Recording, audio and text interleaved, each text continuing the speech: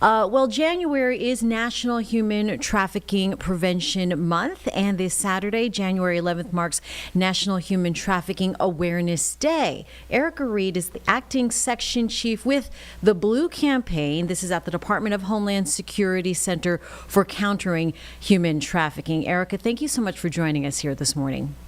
Yes, thank you for having us.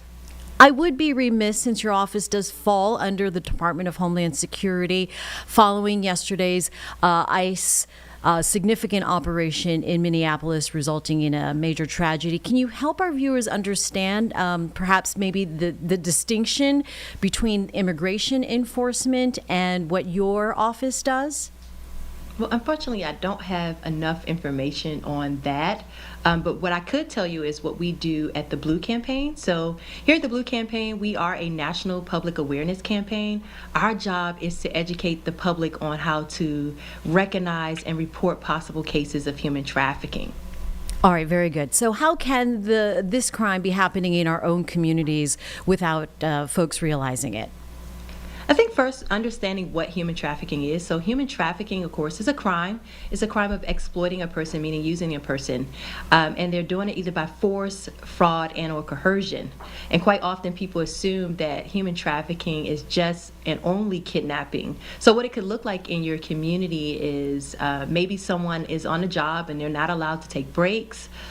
Maybe it could possibly be someone controlling someone's ID, their phone, or maybe their movements while they're in public.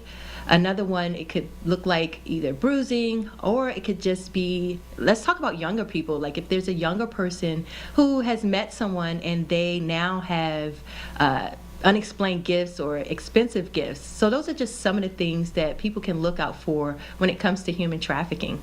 What are some of the other bigger misconceptions, I should say, that you encounter, and what are we getting wrong about this crime?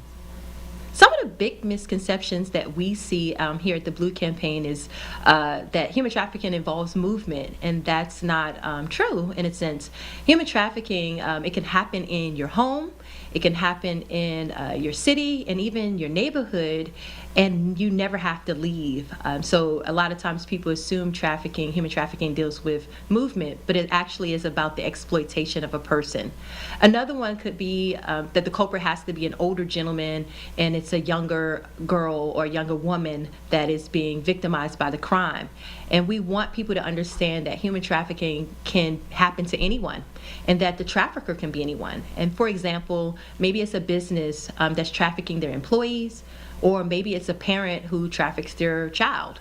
So those are some misconceptions. Another one is that people assume that it doesn't happen here in the United States. It is happening here in the United States. If it is happening to anyone, if the traffickers can be anyone, then we have to know that it happens everywhere. So those are like three big misconceptions that we see here at the Blue Campaign. Yeah, over 25 million, 27 million worldwide are victims of trafficking, millions of them here in the U.S. I want to go back to it not being a stranger, not the typical what we think of the movies, an older man, sometimes we see in the headlines, right, a stranger or an older person. How does this happen when it is someone we know, a coworker or a family member? Sometimes it could be, once again, we go back to force, fraud, and coercion. Yes, it could be force used in a sense of maybe physical restraint, physical abuse, but it also could be fraud.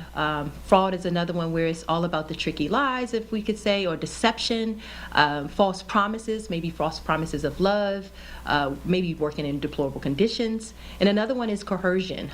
Coercion could be the threats. It could be threats. It could also be shame.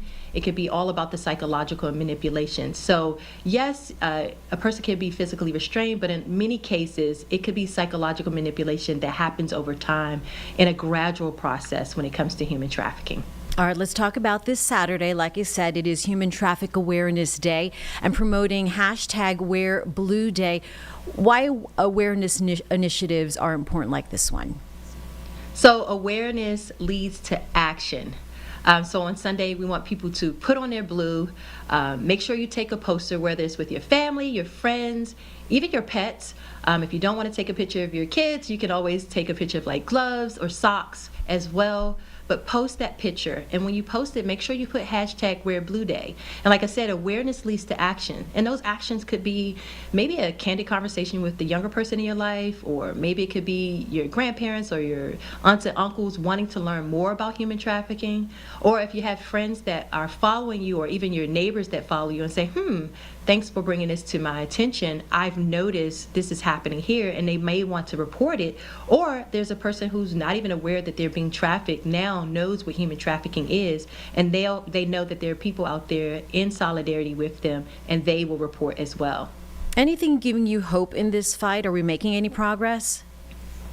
Well, I think, one, we have to remember that we're here to raise awareness as much as possible.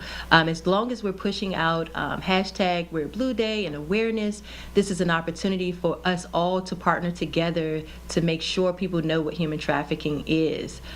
They can always go to our website at bluecampaign.gov and learn more. I think prevention is important, and also protection, and we're hoping that we can continue to educate people on human trafficking. All right, important conversation. Erica Reid, Acting Section Chief with the Blue Campaign. Thanks for your time. Thank you so much.